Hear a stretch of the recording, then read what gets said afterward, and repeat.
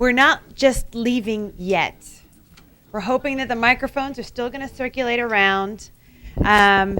Dr. David Gipp from United Tribes Technical College, also on the Board of Governors, is going to join me in kind of synthesizing some of the things that we've heard today and set the stage for tomorrow's discussion.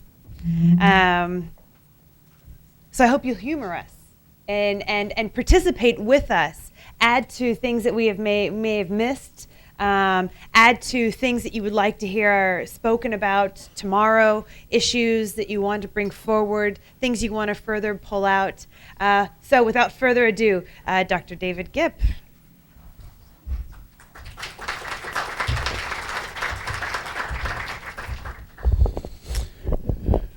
Well, I would say we had quite a discussion going already in terms of reflections and what's going on, and I'm not sure that I can do justice to some of the remarks that have already been made, but I was asked to give some remarks about our first panel and some of the other remarks that have been made throughout the day.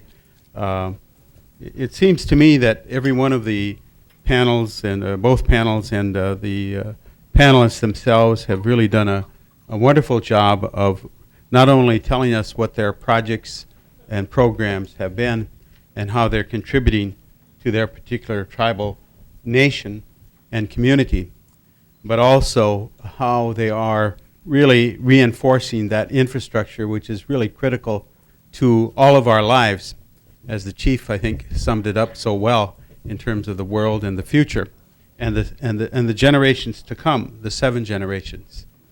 And I'm a Lakota, a Hunkpapa Lakota from Standing Rock is where I'm from North and South Dakota, and I'm president of United Tribes in Bismarck, North Dakota. And one of my chiefs, the Hunkpapa, was Sitting Bull. And he was a man who believed in nationhood. He didn't believe in signing treaties, and he never signed one to his death in 1890, just shortly before Wounded Knee.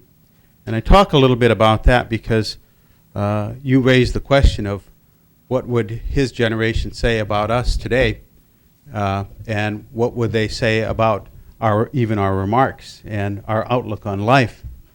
And oftentimes I listen to some of my leaders out in my region of the country talk about being treaty tribes and bragging about it. When I know that Sitting Bull disdained the signing of treaties because he felt that was the first step towards defeat, the first step towards losing what we call sovereignty. And as you say, we did not have a word for that but other than our nation and the Lakota nation in our word, which was both friend and ally in terms of our translation.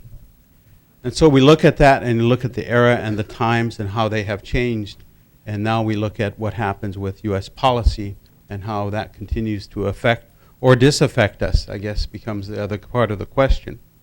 But I look at the projects today, and we know that they really are exemplary. They are the proactive things that we are doing among ourselves and the creation of good things among ourselves to look at success. Because indeed, we are constantly wrapped up with the issues of all of the problems that are out there, methamphetamine, jurisdictional issues yet between our states and our tribes, and who takes precedent over whom in terms of how we enforce the laws of our own lands, and how those things are going to be affected, and the fact that we have not enough law enforcement officials on any one of our reserves, any one of our territories. You go to my place at Standing Rock, I think we have 6 officers full-time, 7 days a week, if you will, to cover about 2.3 million acres of land, similar to your territory in Hopi, similar to our friends at Red Lake, and the issues that are faced there constantly, day in, day out, with the lack of adequate, just plain, police protection of our own, by our own. And so these are the conditions that every one of our people face back home and have to live with on a day-to-day basis. I listened to one of my councilmen from Standing Rock recently talk about the issues of gang and how they affect and disaffect rural reservation areas, and how you have to wait for hours for a policeman to get there on the site when an incident occurs, and how the community is in fact disenfranchised from itself, and how mothers and fathers and elders are intimidated by those kinds of actions. And we talk about the Mexican influence of methamphetamine and coming into our communities and taking advantage of our women. Those are the disparities that we talk about every day. But what is good about these projects, the Honoring Nations projects, is that they demonstrate clearly what we can do in our own communities by our own tribal nations, and how we can take, if you will, the bull by the horns and begin to reshape what we have in our communities and do them in successful, in proactive, in positive, and in constructive ways that can demonstrate what's so important to our youth and to our elders and to all of the rest of the adults in our communities, that we can create, in fact, our own role models, that we can create our own kinds of models themselves, whether they are financial in nature or whether they are behavioral in nature through the courts or through education systems. I've been in the business of tribal college development and university development for close to 34, 35 years. I've been president at United Tribes for 30 years now, or better than 30 years. We serve nationally about 30 to 35,000 students around the country, among the 35, 36 tribal colleges that are out there today. When we started out with 6 tribal colleges.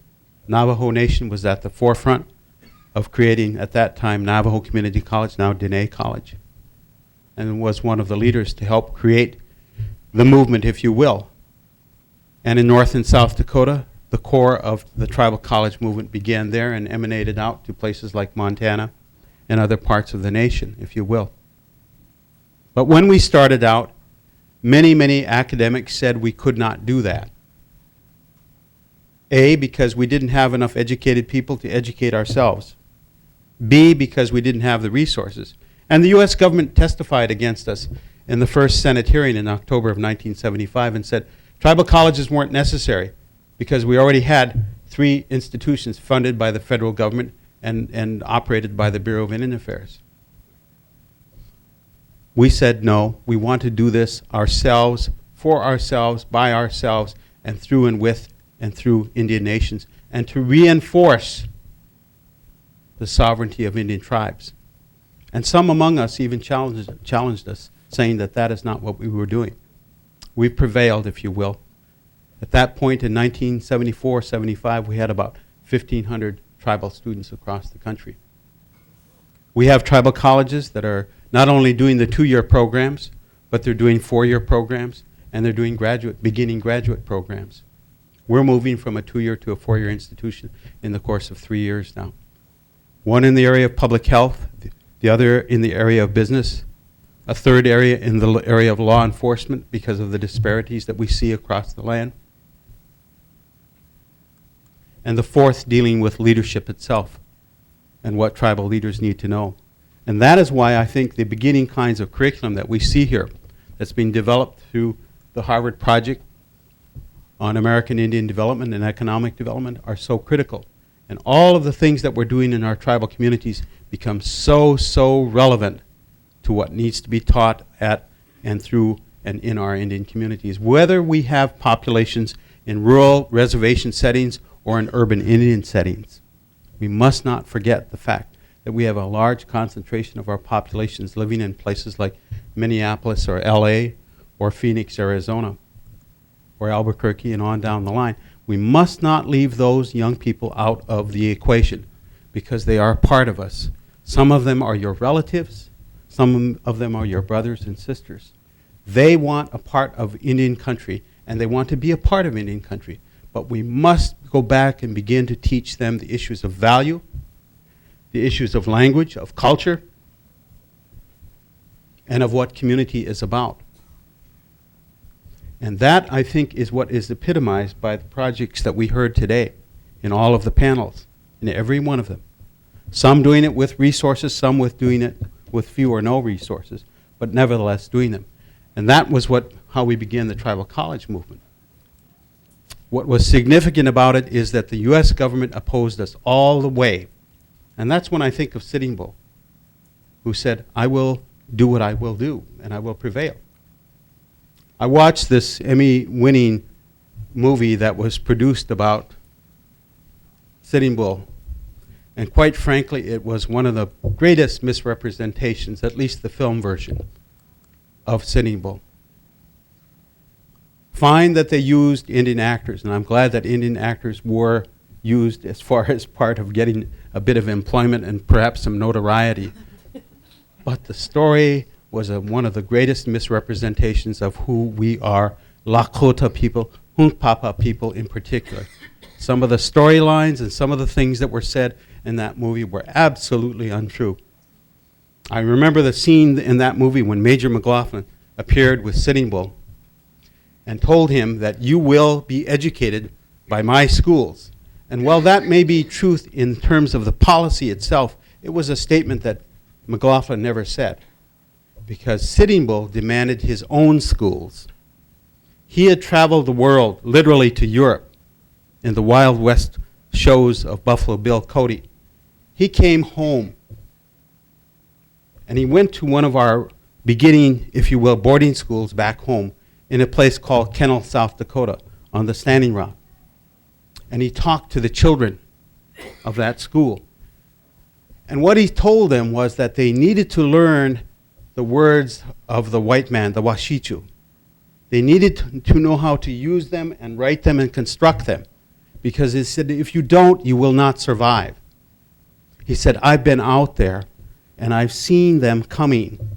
And he said, there are so many you can't count them. He meant like the ants and like the locusts. He said, there are so many that are coming. He said, you will never believe how many there are. And he said, if you don't learn these ways and these things, you will not be able to defend yourself, and you will not have the life that you want. I know those words were true because one of those little children in that school was my grandmother. And she knew what he meant. Don't give up your ways, but you need to learn and constantly take in all of these other things, and you must not forget who you are, but you must always be sure that you use them in a way that protects you. The adage that he used was, if you see something in the white man's world and on the road, pick it up if it's good. But if it's bad, make sure you throw it away and don't use it because it's not relevant to you. And you'll lose your way.